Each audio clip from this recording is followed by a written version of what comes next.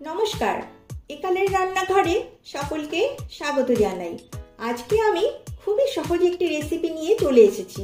সেটি হলো মুখরোচক টমেটোর চাটনি। এটি খেতে ভীষণই সুস্বাদু হয়।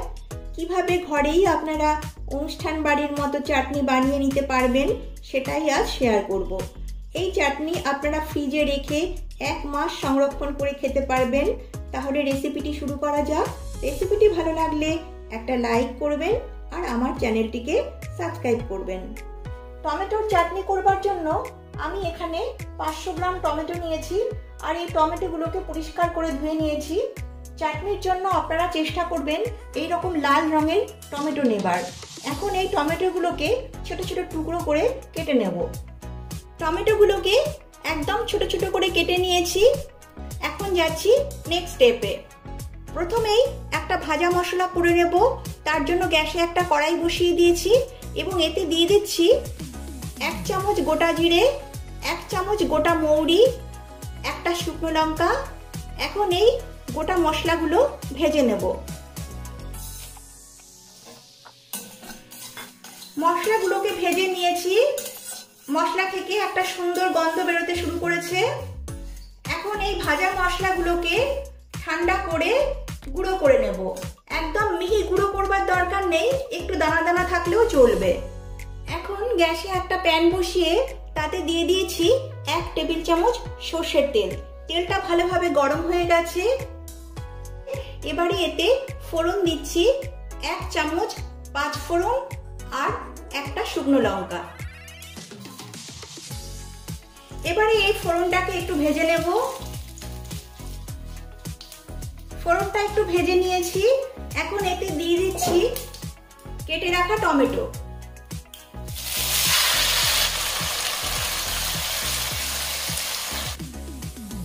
দিচ্ছি স্বাদ মতো লবণ।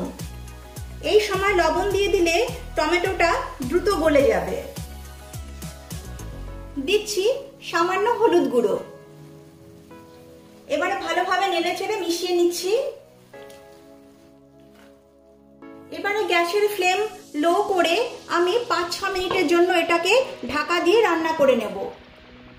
6 মিনিট হয়ে গেছে, ঢাকনাটা তুলে নিচ্ছি।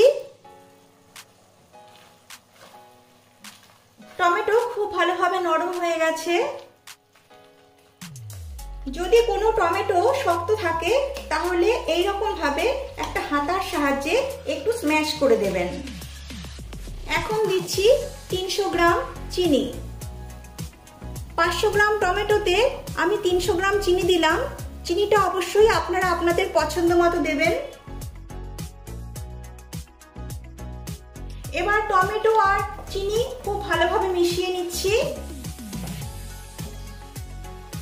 দিচ্ছি 1 টেবিল চামচ পাতিলেবুর রস। লেবুর রস দিলে এই চাটনি অনেকদিন পর্যন্ত সংরক্ষণ করে খেতে পারবেন। তবে লেবুর রসের পরিবর্তে আপনারা সামান্য সাইট্রিক অ্যাসিডও দিতে পারেন।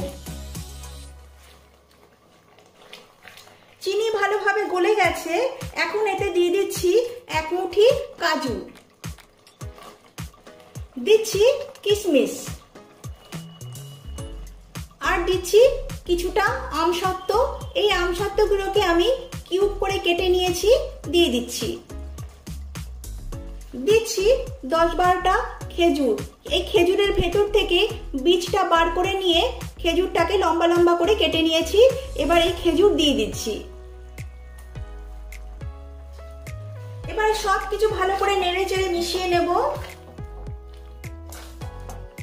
কাজু, আমসত্ত্ব, খেজুর এগুলো দেওয়ার পর আমি আরো 4 মিনিটের জন্য ঢাকা চাপা দিয়ে রান্না করে নেব। এই সময় গ্যাসের ফ্লেমটা লো টু মিডিয়াম করে রাখতে হবে। আবারও 4 মিনিট হয়ে গেছে, ঢাকনাটা তুলে নিচ্ছি। এবারে একটু নেড়ে চেড়ে দিচ্ছি। আমসত্ত্ব, খেজুর এগুলো খুব ভালোভাবে নরম হয়ে গেছে। এখন দিচ্ছি ভাজা মশলার গুঁড়ো। যে মশলা আমি ভেজে গুঁড়ো করে রেখেছিলাম সেই মশলার গুঁড়ো এখন দিয়ে দিচ্ছি। এই ভাজা মশলা দিলে চাটনিটা ভীষণই টেস্টি হয়। সবশেষে দিচ্ছি সামান্য বিট নুন।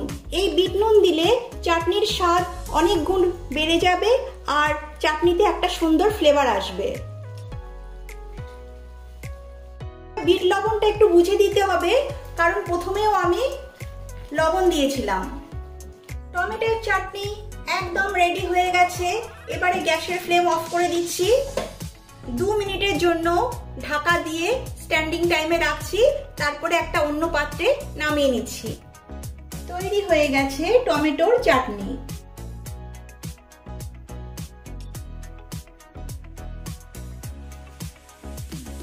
এইভাবে আপনারা ঘরে টমেটোর চাটনি তৈরি করুন, সকলেরই ভালো লাগবে।